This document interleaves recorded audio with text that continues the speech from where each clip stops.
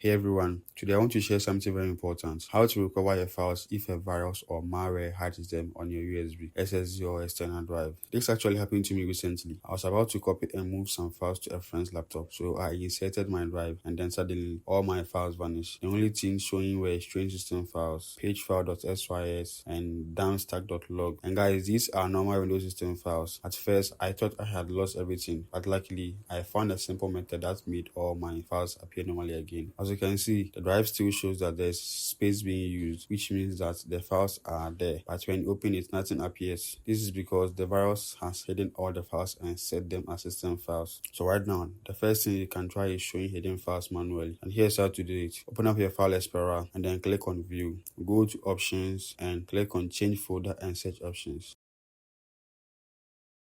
Go to the View tab and select Show Hidden Files, Folders and Drives.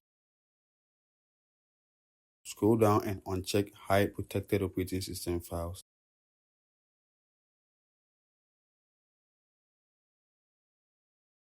Apply and check your drive. You should see your folders, but they might look faded. And if it doesn't fully work, here's the real fix. Go to your Windows search icon and type in CMD and make sure to run it as administrator.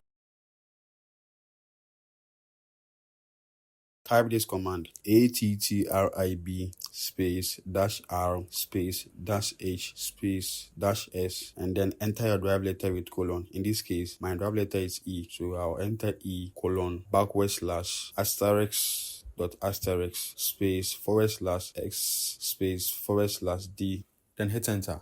Once you run this command, give it a moment and your hidden files should reappear.